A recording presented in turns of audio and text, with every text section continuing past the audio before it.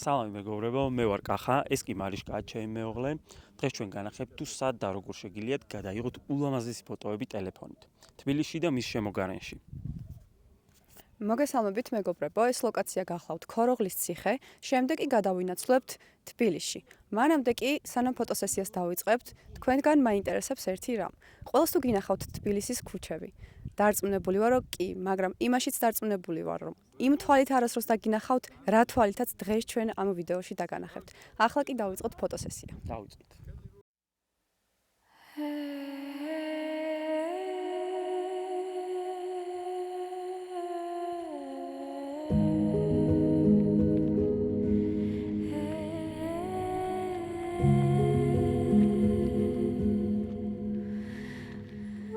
ქოროღლის ციხეზე ამოვიტანეთ ჩვენი კარვის დეკორი. დაველოდეთ მზის შესვლას და შეხედეთ როგორ უხდება ეს დეკორი გარემოს. მზის შესვლის ფონზე ფოტო არ საჭიროებს ბევრ ფერს. საკმარისია მხოლოდ 2-3 ფერის სწორი კომბინაცია და შედეგსაც თავად ხედავთ.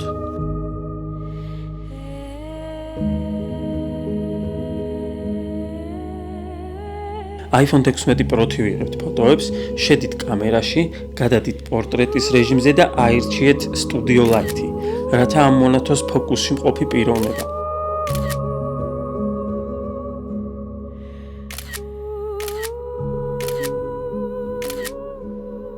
ნახეთ რა ლამაზი ფოტოები გამოგვივიდა და ეხლა კი განახებთ 2 წლის წინ ფოტოაპარატით გადაღებულ ფოტოებს.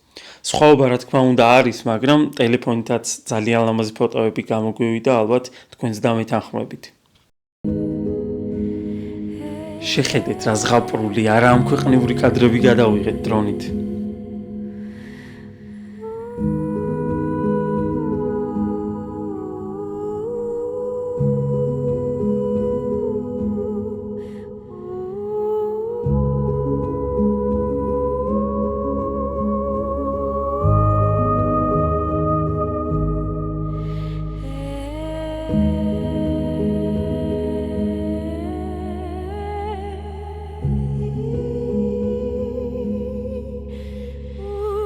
ქოროღლის ციხე ერთ-ერთი საუკეთესო ლოკაციაა თბილისთან ახლოს ფოტოების გადასაღებად. მზის შესვლისას ყველაფერი უქროსფრად იფინება.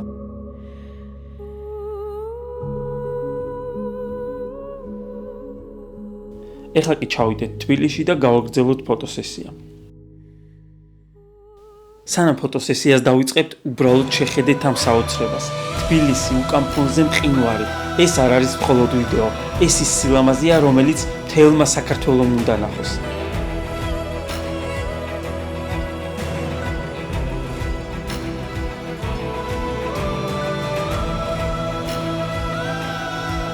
ეს თაბორის ფერიცვალების მონასტერია 7 ადგილი მაღალ მთაზე, საიდანაც თითქოს დრო ჩერდება. ქვემოთ კი იშლება თბილისი, ქალაქი, რომელიც მუდამ ცოცხლობს და ივსება სინათლით.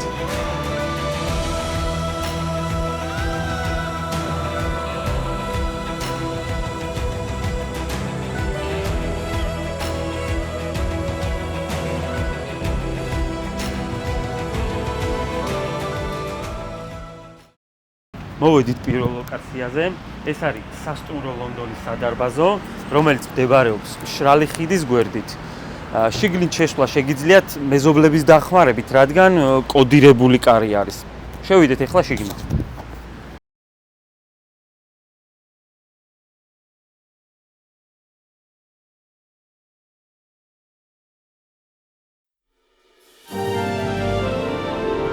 პირველ სართულზე მარიშკა დავაყენე, შუაში მე კი დავდექი კარებთან და დავიწყეთ ფოტოების გადაღება.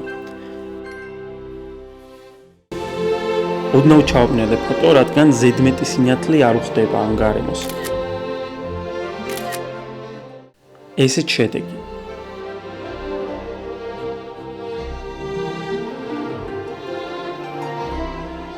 ეცადეთ სადარბაზოში არ იხმაუროთ მეზობლები, რომ არ შეწუხდნენ და სადარბაზოდან არ გაგიშვენ. რაკურსებს წესით მარტივად მიხვდებით, სად გვები ხოლმე მე და სად ვაყენებ მარიშკას ფოტოების გადასაღებად.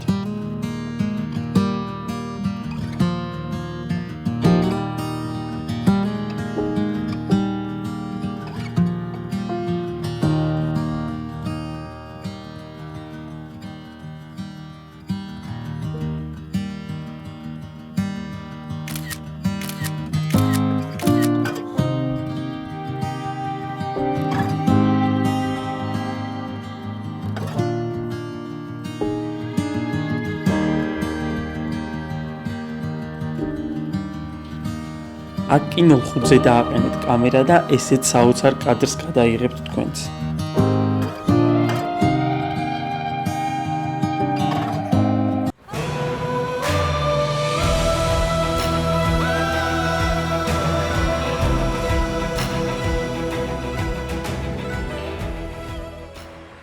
მოვედით შემდეგ ლოკაციაზე. ქაშვეთის ეკლესიის გვერდზე არის ხელოვნების მუზეუმი, რომელსაც აქვს ძალიან ლამაზი თაღები და დაიწყოთ გადაღება ამ თაღებთან.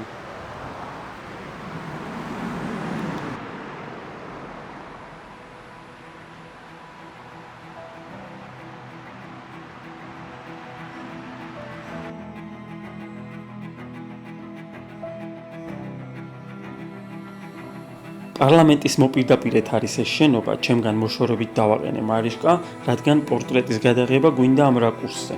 კამერა დააყენეთ 5x-ზე, რადგან ბუნებრივად გუმშავს სივრცეს და პროპორციებს აჩენს უფრო ბუნებრივს, როგორიც მაგალითად პროფესიონალური ფოტოაპარატის საპორტრეტო ლინზებია.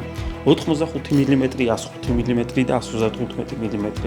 აი 1x-ით გადაღების შემთხვევაში უფრო გაიწელებოდა ფოტო, რაც ჩვენ არ გვინდა ამ შემთხვევაში.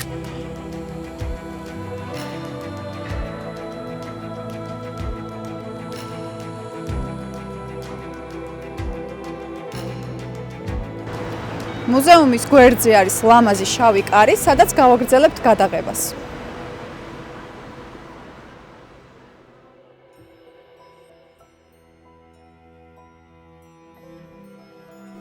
შავი კარების ფონზე ცოტა ჩააბნელეთ ფოტო, ესეთი შედეგი რომ მიიღოთ თქვენც.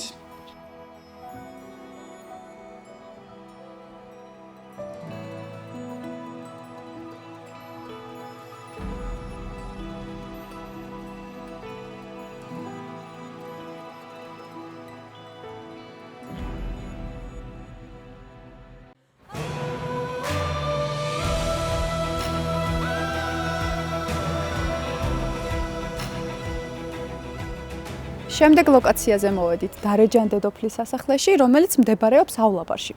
ახლა შევიდეთ და გავაგრძელოთ გადაღება.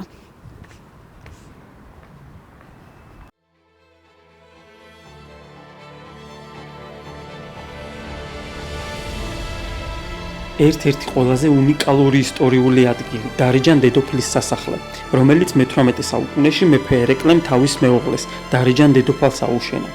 სასახლე მდებარეობს ავლაბარში, კლდის წვერზე, საიდანაც იშლება თბილისის საოცარი ხედები. აქედან ქალაქი ჩანს სხვა თვალით.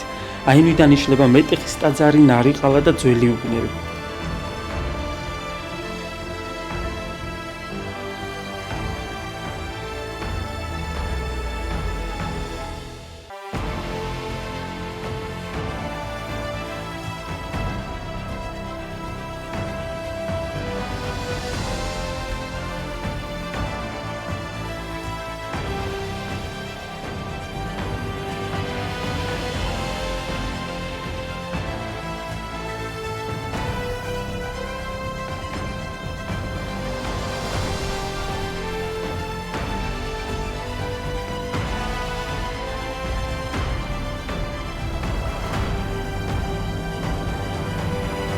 აქ პორტრეტის რეჟიმით არ ვიღებთ, რადგან უკანა ფონი არ გვინდა რომ ბლარში იყოს, ანუ ბუნდოვანი და 2x-ით ვიღებთ ფოტოებს.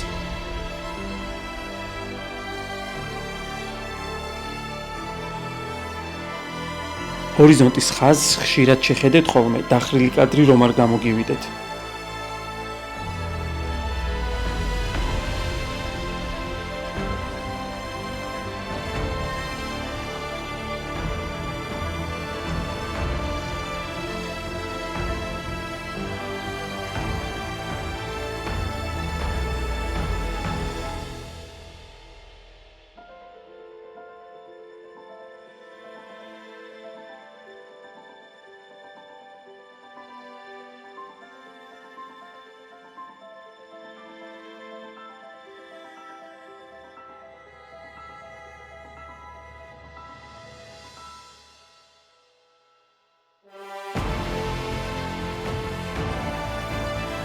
დღეს ფოტოების გადასაღებად აღარ არის აუცილებელი ძვირადღირებული კამერა. თავარია ხედვა, როგორ ხედავს სინათლეს, ჩრდილს და ემოციას. ტელეფონი უკვე ის ხელსაწყოა, რომელთაც შეგიძლია გადაიღო პროფესიონალური კადრები თუ ყურადღებას მიაქცევ ერთ რამეს, სინათლეს და კომპოზიციას. ფოტოგრაფია არ არის მხოლოდ ტექნიკა, ეს არის გზა, როგორ უყურებ სამყაროს და როცა ფოტოებს იღებ ტელეფონით, შენ არა უბრალოდ კამერას იყენებ, შენ ქმნი ისტორიას, რომელიც შენი თვალებით იწყება.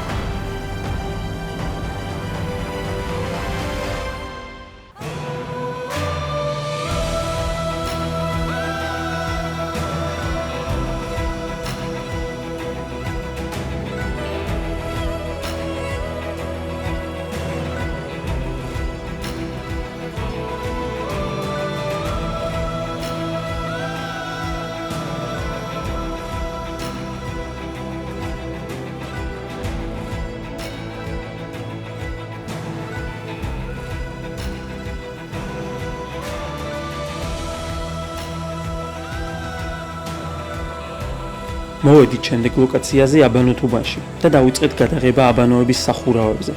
ხელი მოვკიდე მარიშკას და ესეთი ლამაზი ფოტოები გამოგვივიდა. ადგილი, რომელიც თბილისის სახელს აძლევს, ეს არის აბანო თუბანი. ძველი თბილისის გული, გუმბათოვანი აბანოები, აგურის კედლები, თაღები და თბილი ორთქლი. ყოველი კუთხე იდეალურია ფოტოების გადასაღებად. გარე კედლების ტექსტურა, სარკმელებიდან წამოსული შუქი და ფონზე ნარიყალა. ყველაფერს ემატება თბილისური სული. აბანო თუბანი მხოლოდ ადგილი არ არის. ეს არის დროის მანქანა, სადაც თბილისი დღემდე სუნთქავს თავისი წარსულით.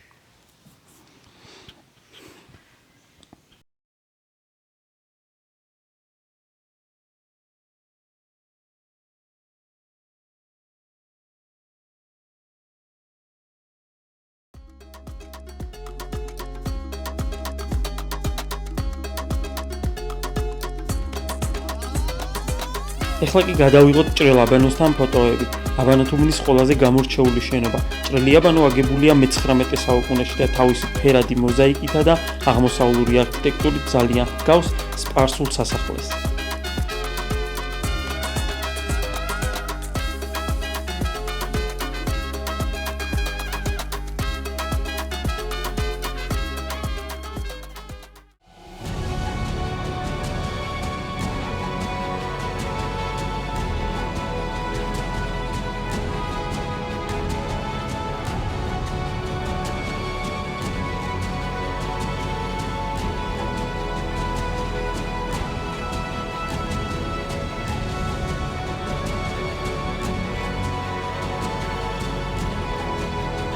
მოვედით შემდეგ ლოკაციაზე, ეს არის საქართველოს მატიანე მონუმენტალური კომპლექსი, რომელიც ჩვენი ქვეყნის ისტორიის სიმბოლოდ იქცა.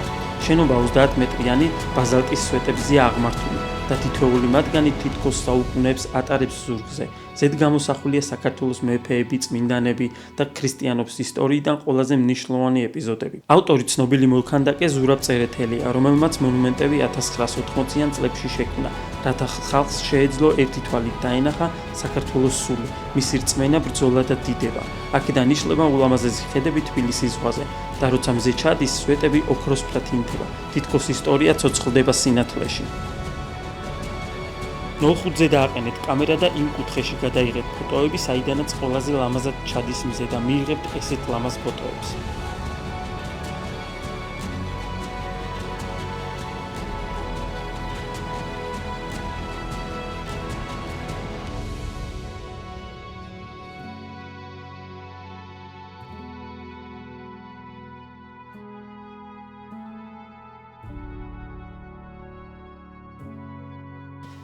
ახლა კი გემშვიდობებით, არ დაგავიწყდეთ ჩვენი არხის გამოწერა და კომენტარებში მოგწერეთ, როგორ მოგეწონათ ვიდეო და სად გინდათ რომ გადავიღოთ შემდეგი.